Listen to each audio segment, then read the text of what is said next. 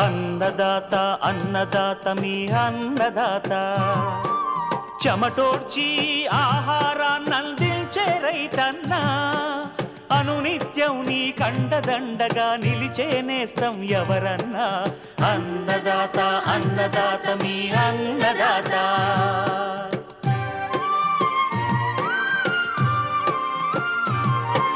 నూతన రీతుల సాగుబడికి నూరింతలు పెరిగే దిగుబడికి సూచనలిచ్చే సస్య రక్షణకు పశు పోషణకి శాస్త్ర విజ్ఞానం అందించి ముందుకు నడిపే తెలుగు రైతు భారతదేశానికి మకుటం అయ్యేలా తీర్చిదిద్దే ఆశయంతో మిమ్ము మేలు కొలిపేది అన్నదాత అన్నదాత అన్నదాత మీ అన్నదాత అన్నదాత అన్నదాత మీ అన్నదాత. అన్నదాత ప్రేక్షకులకు నమస్కారం. ఈనాటి ముఖ్యాంశాలు: అధిక ఎండలకు పాలీహౌస్లలో పండించే పంటల్లో జాగ్రత్తలు. మధ్య తెలంగాణ మండలంలో ప్రస్తుతం సాగులో ఉన్న ఆరుతడి పంటల్లో జాగ్రత్తలు. కార్పు చేపల పెంపకంలో మెలకువలు.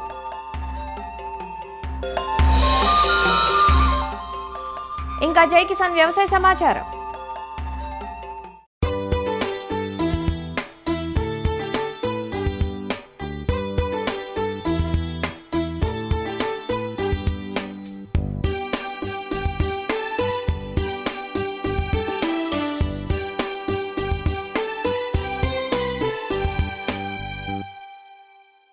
వ్యవసాయంలో వృద్ధిని కనబరుస్తున్న మండలాల్లో మధ్య తెలంగాణ మండలం ఒకటి. వరి, పత్తి, మిరప వంటి ప్రధాన పంటలతో పాటు పెసర, మినుము వంటి అపరాలు, నువ్వులు, వేరుశెనగ వంటి నూనె గింజల పంటలను కూడా వేసవి పంటలుగా సాగు చేస్తున్నారు. ప్రస్తుతం మధ్య తెలంగాణ జిల్లాల్లో పత్తి, పసుపు తర్వాత పెసర, నువ్వులు వంటి పంటలను సాగు చేశారు. రాత్రి సమయంలో చలి, పగలు రోజురోజుకు పెరుగుతున్న ఉష్ణోగ్రతలు వంటి మారుతున్న వాతావరణ పరిస్థితుల్లో ఈ ఆరుతడి పంటల్లో కొన్ని రకాల జాగ్రత్త చర్యలు చేపట్టాలంటూ సూచిస్తున్నారు ప్రొఫెసర్ జయశంకర్, తెలంగాణ రాష్ట్ర వ్యవసాయ విశ్వవిద్యాలయం, వరంగల్ ప్రాంతీయ వ్యవసాయ పరిశోధనా స్థానం పరిశోధనా సహసంచాలకులు డాక్టర్ ఉమారెడ్డి.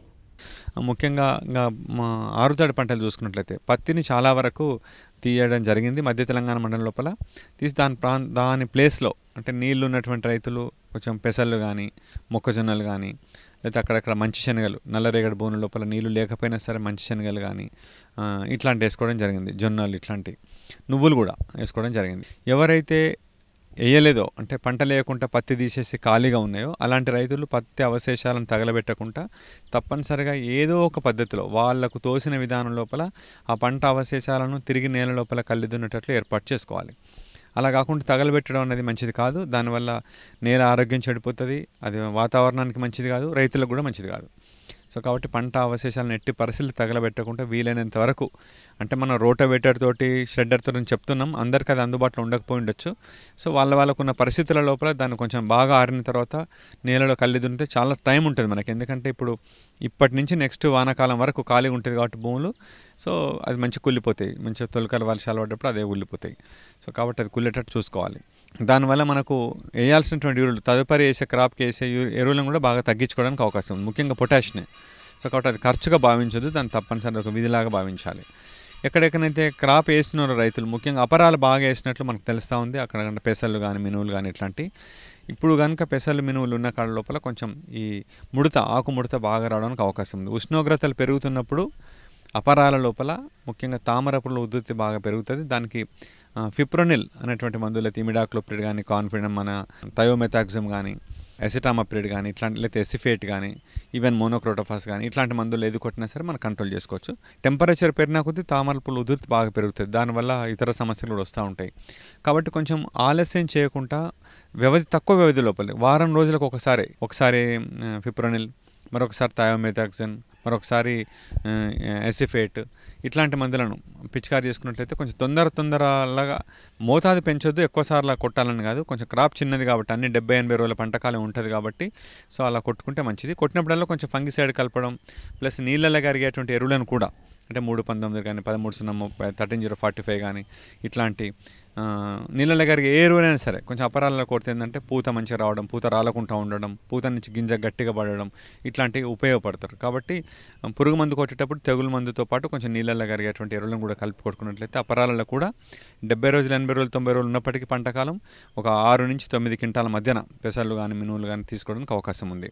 అదేవిధంగా ఈ పసుపు రంగు స్టిక్కీ ట్రాప్స్, నీలి రంగు కానీ అట్ట ముక్కలు కూడా పొలం చిలకలో పెడితే ఈ రసం పీల్చే పురుగులు అంటే తామర పుళ్ళు, తెల్లదోమ ఇట్లాంటివన్నీ, పచ్చదోమ ఇవన్నీ అతుక్కుంటాయి. దానికి ఆ రకంగా కూడా కంట్రోల్ చేయడానికి అవకాశం ఉంది. ఎవరైనా అపరాలు వేయకపోతే ఇప్పుడు వేసుకోవాలంటే కొంచెం కష్టమైన పని, ఎందుకంటే బాగా టెంపరేచర్ ఉన్నది, మేనేజ్మెంట్ కష్టమైతే ఉంటుంది. అంటే రసం పీల్చే పురుగులు బాగా వస్తుంటాయి అన్నట్టు, టెంపరేచర్ ఎక్కువ ఉంది కాబట్టి. ఇదివరకాలు వేసుకుని ఉంటే బెటర్. ఇప్పుడు వేసుకున్నాం అంటే జనరల్గా సాయిల్ ఫర్టిలిటీ కొరకో, అంటే భూసారం కొరకో, లేకపోతే ఇక ఇంటెన్సివ్ మేనేజ్మెంట్ బాగా ఎక్స్పీరియన్స్ ఉండి, నీళ్లు పంచుకుండి, వాళ్ళు చాలా దగ్గరగా మందులు కొట్టుకునే అనుభవం ఉండి ఇవన్నీ చేసుకుంటే చేసుకోవచ్చు. కానీ but it is not so advisable. మొక్కజొన్న అంటే దాదాపు హార్వెస్టింగ్ స్టేజ్కి వస్తూ ఉంది, క్రాప్ బాగుంది. క్రాప్ దాంట్లో కూడా పెద్దగా స్పెసిఫిక్ ప్రాబ్లమ్స్ ఏమీ లేవు. నువ్వులు కనుక చూసుకున్నట్లయితే తెలంగాణ లోపల అతి ముఖ్యమైనటువంటి పంట, అంటే పత్తి తీసేసిన తర్వాత వేసుకునే పంటలలో చూసుకుంటే నువ్వులు కూడా జనవరి 15 నుంచి ఫిబ్రవరి 15 వరకు కట్ ఆఫ్ డేట్. ఇప్పుడు వేసుకోవడం ప్రమాదకరం. దానివల్ల ఏంటంటే తెగుళ్ళు బాగా వస్తాయి, ఇట్లాంటి ఫిల్లోడ్ అని లేదా రకరకాల సమస్యలు వస్తాయి. కాబట్టి వేసుకున్న వాళ్ళు మాత్రం బాగా చిక్కగా అయితే ఎకరానికి 2 కిలోలు ఏమంటున్నాం, ఇంకా కొంచెం పల్చగా వేసుకుంటే మంచిది.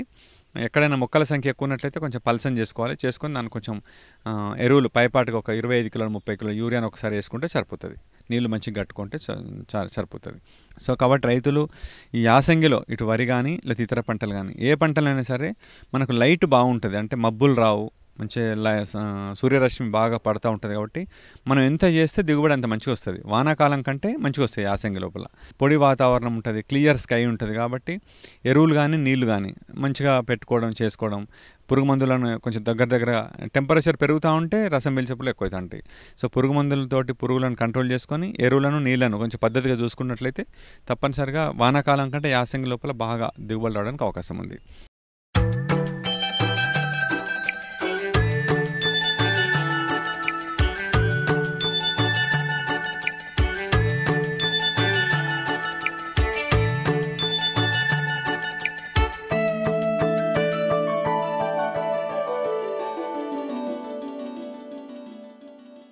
రోజు రోజుకు ఎండవేడిమి పెరుగుతోంది. ఇటీవలి కాలంలో నియంత్రిత వాతావరణంలో అన్ని కాలాలలోనూ పలు రకాల పూలు, కూరగాయల సాగుకు పాలీహౌజ్లు విరివిగా అందుబాటులోకి వచ్చాయి.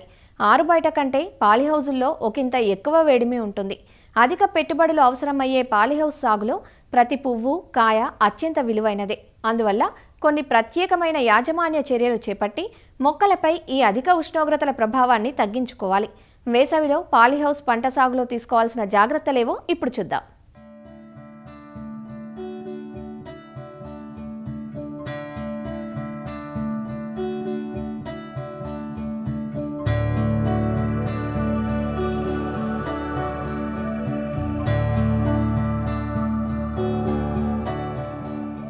పాలీహౌజ్లలో పెంచే పూలు, కూరగాయలు వేసవి ఉష్ణోగ్రతల్ని తట్టుకునేందుకు వీలుగా కొన్ని మార్పులు చేసుకోవాలి. వేసవి ఉష్ణోగ్రతలు పెరగటం మొదలైనప్పుడు మెత్తటి సున్నం పలుచుగా నీటిలో కలిపి పాలీహౌస్ పైభాగం మొత్తం ఎండగా ఉన్నప్పుడు పిచికారీ చేయాలి. దీనివల్ల వేడిని కొంతవరకు తగ్గించవచ్చు. ఆ తరువాత తొలకరిలో కురిసే వర్షానికి ఈ సున్నం కరిగిపోతుంది. పాలీహౌస్ పైభాగంలో ఏర్పాటు చేసిన షేడ్ నెట్లను ఉదయం 11 గంటల నుంచి సాయంత్రం 4 గంటల వరకు మూసివేయాలి. రాత్రిళ్లు పూర్తిగా తెరిచి ఉంచాలి. దీనివల్ల రాత్రిళ్లు వీచే చల్లటి గాలితో మొక్కలు వేడిని తగ్గించుకుంటాయి. ఎట్టి పరిస్థితుల్లోనూ రాత్రి సమయాల్లో పాలీహౌజ్ను మూసి ఉంచకూడదు. మామూలుగా పాలీహౌస్లను ఉత్తర, దక్షిణం వైపు నిర్మించుకుంటారు.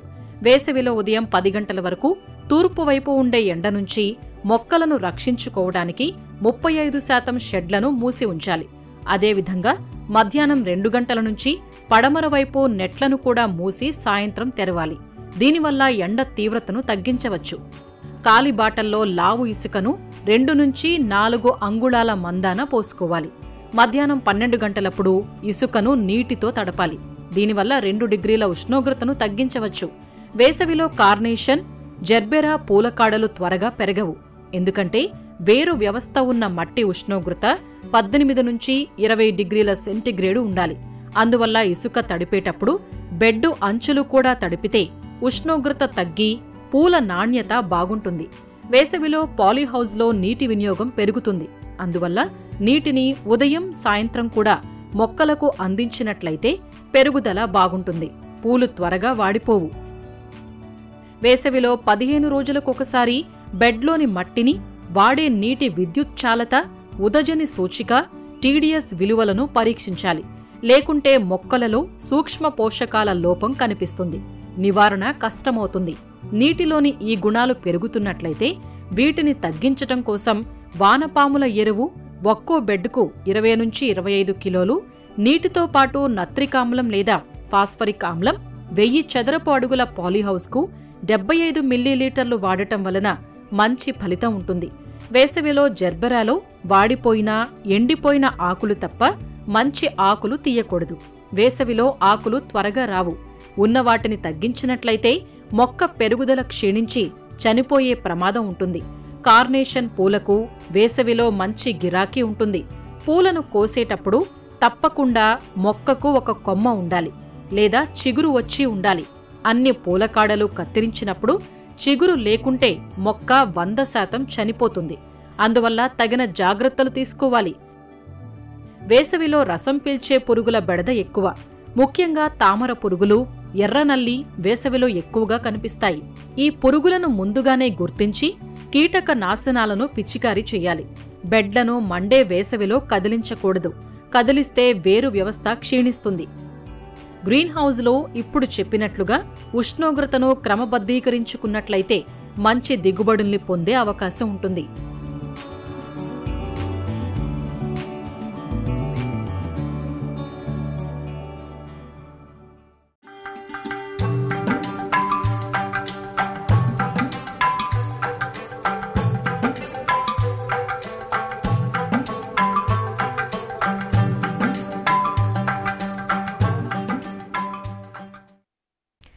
ఆంధ్రప్రదేశ్లోని కోస్తాతీర ప్రాంతంలో మంచినీటి చెరువులు ఎక్కువగా ఉన్నాయి.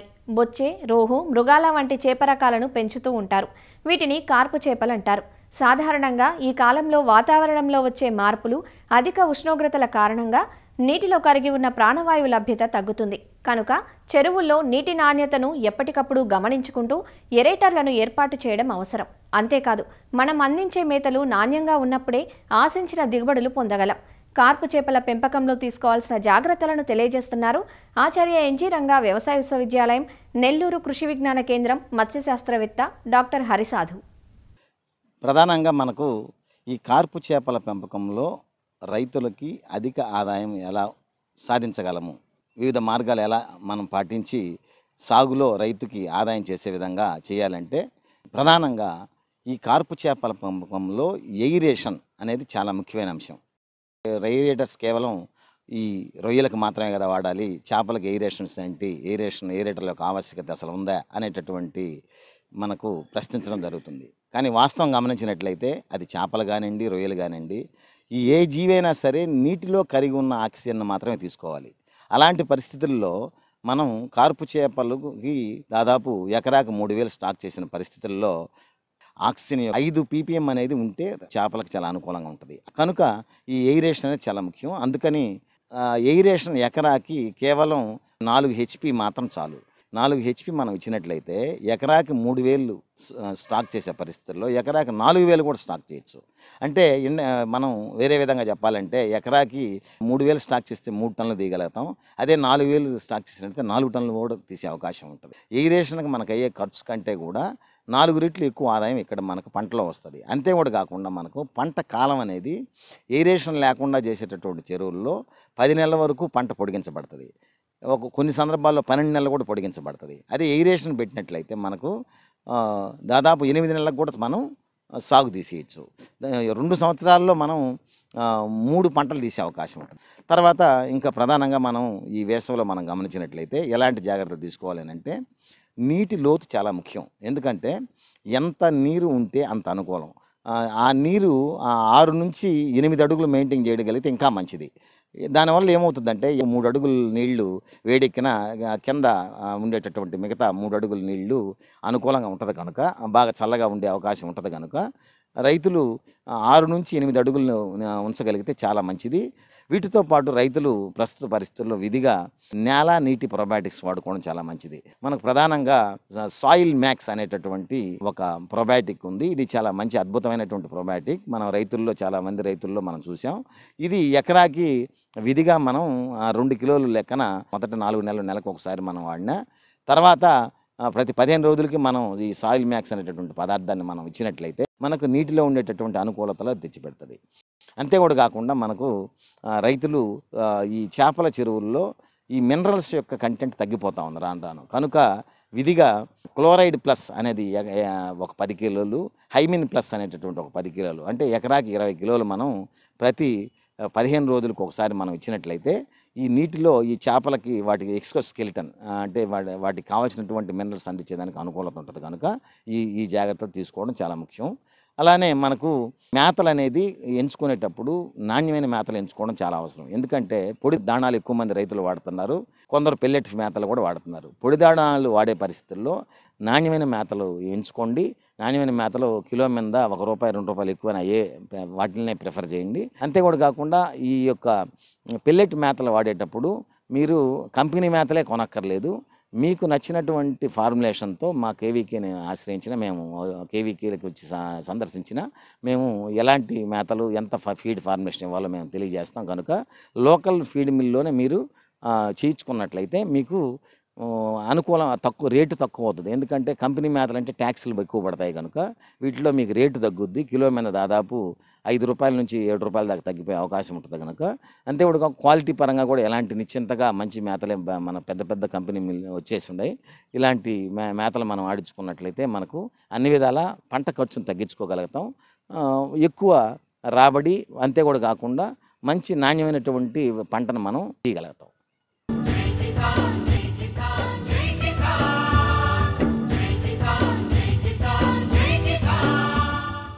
వ్యవసాయ సమాచారం ఇప్పుడు జై కిసాన్లో చూద్దాం. పచ్చగా కళకళలాడాల్సిన పంటలు సాగునీరందక జీవం కోల్పోయి మోడువారుతున్నాయి. వేసవికి ముందే భూగర్భ జలాలు పడిపోయి బోరుబావులు వట్టిపోయి వరి పంట ఎండిపోతుందంటూ నిజామాబాద్ రైతులు ఆవేదన చెందుతున్నారు. ఈ యాసంగి సీజన్లో రైతులు అత్యధికంగా వరి, మొక్కజొన్న సాగు చేశారు. ప్రస్తుతం వరి పంట చిరుపొట్ట దశలో ఉండగా బోరుబావులు వట్టిపోయి పొలాలు నెర్రలువారి కనిపిస్తున్నాయి. కనీసం 50 రోజులు గడిస్తే గాని పంట చేతికందే పరిస్థితి లేదంటూ రైతులు కన్నీరు మున్నీరవుతున్నారు. 3 ఎకరాల భూమి వేసినాము, మొత్తం నీళ్ళు లేక ఎండిపోతున్నది. మేకలు గొర్రెలు మేస్తున్నాయి, ఏం చేద్దాం. ఫస్ట్లు కోసినాయి, ఇప్పుడు మగ్గినాయి. 3 ఎకరాలు అంటే ఇక సమానం అంటే 80,000 ఖర్చు అయినాయి. పంట పొట్టకొచ్చినాయి, పంట పోతున్నది. ఇగో ఈ మక్క కూడా ఎండిపోయింది నీళ్ళు లేక. 2 ఎకరాలు 3 ఎకరాలు వేసినా కానీ పండుతలేదు, నీళ్ళు లేకపోయా, ఏమి లేకపోయా. ఏం పెట్టుబడి మన లాగుడి అంత వేసినా కానీ 60-70 వేలు అవుతున్నది. ఎట్లా బతకాలా, ఎట్లా చేయాలా? బోర్లు పోస్తలేదు, ఏం పోస్తలేదు. జిల్లాలోని దర్పల్లి, ఇందల్వాయి, సిరికొండ, మోపాలు మండలాల్లో భూగర్భ జలాలు 10 నుంచి 20 మీటర్ల లోతుకు పడిపోయినట్లు అధికారిక నివేదికలు స్పష్టం చేస్తున్నాయి. మండుతున్న ఎండలకు గ్రామాల్లోని వాగులు, చెరువులతో పాటు చిన్న తరహా కుంటలు అడుగంటిపోతున్నాయి. దీంతో వాగులు, చెరువుల ద్వారా కూడా పంటలకు నీరందించే అవకాశం లేకుండా పోయింది. కొన్ని గ్రామాల్లో ఎండిన పంటలను కాపాడుకోవడానికి రైతులు ట్యాంకర్ల ద్వారా నీరందిస్తున్నారు. కొందరి పొలాలు ఇప్పటికే బీటలు వారడంతో పశువులు, మేకలను మేపుతున్నారు. పొలాలు ఎండిపోతున్నాయి, ఏం వాడతలేదు, చేరతలేదు. ఆగలా నీళ్ళు లేవు, బోర్ల నీళ్ళు లేవు, బోర్లు ఎండిపోతున్నాయి. 300-400 బోర్లు వేసినా కానీ నీళ్ళు వాడతలేవు. ఇట్లా గొర్రెలు మేకలు మేపేస్తున్నాం. ఇగో పొలం ఎండిపోతున్నాయి, నీళ్ళు లేక బోర్ నీళ్ళు తీస్తలేవు. అందుకోసం ఇగో గొర్రెలు మేపుతున్నాం. ఇట్లా పంట ఎండిపోతున్నాయి. 2 బిగాల దాకా ఉన్నది. ఇప్పుడు ఏడ నీళ్ళు లేదు, మాకు నీళ్ళు దారే లేదు. ఆగొచ్చింది, ఆగు వెంటనే పోయింది. ఇది డిచ్పల్లి మరియు ఇందులో మండలంలో బోర్లు ఎండకపోవడం వల్ల వరి కానీ, మక్క కానీ, జొన్న కానీ ఏదైనా ఉంటే అది మొత్తం ఎండకపోవడం జరుగుతుంది. మాకు ప్రాజెక్టు దగ్గరలో లేకపోవడం వల్ల, దగ్గరలో ఉండి కూడా అది మాకు ఎటు కాకుండా అయిపోతుంది. ఇప్పుడు అది మా పొలాలు మొత్తం ఎండకపోతున్నాయి, గ్రౌండ్ వాటర్ లేక. చెరువులో కూడా నీళ్ళు లేవు, వాసలు కూడా సరిగ్గా పడలేదు. డిచ్పల్లి, మరి నల్లవెల్లి, దర్పల్లి మరియు గన్నారం మొత్తం భూగర్భ జలాలు నీళ్లు సరిగ్గా లేవు, మొత్తం ఎండిపోతున్నాయి. ప్రతి సంవత్సరం ఇంతే ఉన్నది. మార్చిలోనే ఇలా ఉంటే ఏప్రిల్లో పంటలు పూర్తిగా ఎండిపోవడం ఖాయమని ఆవేదన వ్యక్తం చేస్తున్నారు. కాలువల ద్వారా సాగునీరు అందించేందుకు ప్రభుత్వం చర్యలు చేపట్టాలని వేడుకుంటున్నారు. కేంద్ర రాష్ట్ర ప్రభుత్వ పథకాల అమలుకు విశిష్ట గుర్తింపు సంఖ్య నమోదు ప్రక్రియ జోరుగా సాగుతోంది. ఎన్టీఆర్ జిల్లాలో ఇప్పటికే రైతులు రైతు సేవా కేంద్రాల్లో తమ పేర్లను నమోదు చేసుకుంటున్నారు. ఈ గుర్తింపు ఆధారంగానే ఇకపై పీఎం కిసాన్ యోజన, అన్నదాత సుఖీభవ, పంటల బీమా, పంట రుణాలు, ఇతర రాయితీలు మంజూరు చేయనున్నట్లు వ్యవసాయ శాఖ అధికారులు చెబుతున్నారు. పట్టాదారు పాసు పుస్తకం లేదా 1B అడంగల్, ఆధార్ పత్రం, ఆధార్ నంబర్తో జతచేసిన ఫోన్ నంబర్ను రైతు సేవా కేంద్రం సిబ్బందికి ఇవ్వాల్సి ఉంటుందని చెబుతున్న ఎన్టీఆర్ జిల్లా వ్యవసాయ జాయింట్ డైరెక్టర్ విజయకుమారితో మా ప్రతినిధి సూర్యారావు ముఖాముఖి చూద్దాం. రైతులకు వివిధ ప్రభుత్వ పథకాలైన, రాయితీలైన, పంటల బీమా అయినా, పంట రుణాలైనా కల్పించేందుకు రైతు విశిష్ట గుర్తింపు సంఖ్య తప్పనిసరి చేసింది కేంద్ర ప్రభుత్వం. ఈ దిశగా రైతులను నమోదు చేసేందుకు ఆల్రెడీ రైతు సేవా కేంద్రాల్లో నమోదు జరుగుతుంది. అయితే దీనికి సంబంధించి రైతుల్లో ఎన్నో సందేహాలు ఉన్నాయి. మనతో పాటు ఎన్టీఆర్ జిల్లా joint director, agriculture joint director Vijay Kumar ఉన్నారు. ఆవిడని అడిగి మరిన్ని విశేషాలు తెలుసుకుందాం. అమ్మ, ఈ విశిష్ట గుర్తింపు సంఖ్య దేనికి? పొలం ఉన్న ప్రతి రైతు ఈ విశిష్ట గుర్తింపు సంఖ్యను పొందాలండి. కేంద్ర ప్రభుత్వం, రాష్ట్ర ప్రభుత్వం సమన్వయంతో ఈ కార్యక్రమాన్ని చేపట్టారు. కాబట్టి వ్యవసాయ శాఖ ద్వారా మన రైతు సేవా కేంద్రాలలో ఉన్నటువంటి సిబ్బంది ద్వారా ఈ కార్యక్రమాన్ని మనం చేస్తున్నాం. రైతులు ఎక్కడ ఉంటే అక్కడికి వెళ్ళి ఒక్కోసారి వారి యొక్క ఆధారు, తర్వాత వారి దగ్గర ఉన్నటువంటి ఆధార్ అనుసంధానితమైన ఫోన్ కనుక తీసుకుని వచ్చినట్లయితే ఈ రెండు చూసి వారికి విశిష్ట గుర్తింపు సంఖ్యని ఇచ్చే ప్రక్రియ చేపట్టడం జరుగుతుంది. రైతులు ఏ పత్రాలు తీసుకెళ్లాల్సి ఉంటుంది? రైతులు ఆధార్ తీసుకురావాలండి. అలాగే ఆధార్కి లింక్ అయినటువంటి ఫోన్ తీసుకొని వస్తే కనుక దానికి 3 సార్లు ఓటీపీ రావడం జరుగుతుంది. ఈ విశిష్ట గుర్తింపు సంఖ్య వల్ల లాభాలేంటి రైతులు? కేంద్ర ప్రభుత్వం, రాష్ట్ర ప్రభుత్వం రైతులకు అందించే ప్రతి పథకం కూడా ఈ విశిష్ట గుర్తింపు సంఖ్య ద్వారా డైరెక్ట్గా రైతుకే అందజేయడం జరుగుతుంది. ఇప్పుడు పీఎం కిసాన్ కానివ్వండి, అన్నదాత సుఖీభవ, వ్యవసాయ శాఖ ద్వారా అమలు చేస్తున్న పథకాలన్నిటి ద్వారా లబ్ధి పొందడానికి ఈ విశిష్ట గుర్తింపు సంఖ్య తప్పనిసరిగా పొలం ఉన్న రైతు దగ్గర ఉండాలి. ఎన్టీఆర్ జిల్లాలో ఈ నమోదు ఎలా జరుగుతుంది? ఎన్టీఆర్ జిల్లాలో మేము వ్యవసాయ సహాయ సంచాలకులకి, తర్వాత వ్యవసాయ అధికారులకి, విఏఎస్, విహెచ్ఎస్ అందరికీ కూడా శిక్షణ ఇవ్వడం జరిగిందండి. ఈ కార్యక్రమం మీద రాష్ట్రం నుంచి కూడా వారు కూడా వీరందరికీ శిక్షణ కార్యక్రమం నిర్వహించడం జరిగింది ఆన్లైన్ ద్వారా. సో వీళ్ళందరూ కూడా రైతుల్ని మొబిలైజ్ చేసి రైతుల అవగాహన కల్పించి దీన్ని ఒక ఉద్యమంలాగా తీసుకెళ్తూ రైతు సేవా కేంద్రాల్లో ఉన్న సిబ్బంది కూడా ఉదయం నుంచి సాయంత్రం వరకు రైతులతో ఉంటూ ఈ కార్యక్రమాన్ని నిర్వహిస్తున్నాం. కౌలు రైతులకు ఎలా వర్తింపజేస్తారు? ఇప్పుడు మొదటి విడతగా మాత్రం మనం పొలం ఉన్న రైతులకు మాత్రమే చేస్తున్నామండి. తర్వాత నెక్స్ట్ విడత మరి కౌలు రైతులకి, సాగుదారులకి కూడా చేసే అవకాశం ఉంది. ఇప్పటి నుంచి వచ్చే పథకాలన్నీ కూడా రైతుకు వర్తించాలంటే వారు ఖచ్చితంగా ఈ విశిష్ట గుర్తింపు సంఖ్య తీసుకోవాల్సిన ఆవశ్యకత ఎంతైనా ఉంది. ఇది జేడి విజయ్ కుమార్ అభిప్రాయం. మొత్తం మీద రైతులు రుణాలు కానీ లేకపోతే ప్రభుత్వం నుంచి ప్రయోజనాలు కానీ రైతులు పొందాలంటే ఈ విశిష్ట గుర్తింపు సంఖ్య అనివార్యమని చెప్తున్నారు. కెమెరామెన్ నాగేంద్రతో సూర్య, ఈటీ న్యూస్, విజయవాడ. మరిన్ని విభిన్న అంశాలతో రేపటి అన్నదాతలో మళ్ళీ కలుసుకుందాం. అంతవరకు సెలవు. నమస్కారం. అన్నదాతలు తమ సందేహాలు, సమస్యలను 1800-425-4085 టోల్ ఫ్రీ నెంబర్లో ఉదయం 10 గంటల నుంచి 11 గంటల మధ్య పని దినాలలో సంప్రదించగలరు. ఈ కార్యక్రమాన్ని యూట్యూబ్లో www.youtube.com/అన్నదాత-ETV లింక్ ద్వారా వీక్షించవచ్చు. అన్నదాత కథనాలు ఈటీవీ విన్ మొబైల్ యాప్లో వీక్షించండి.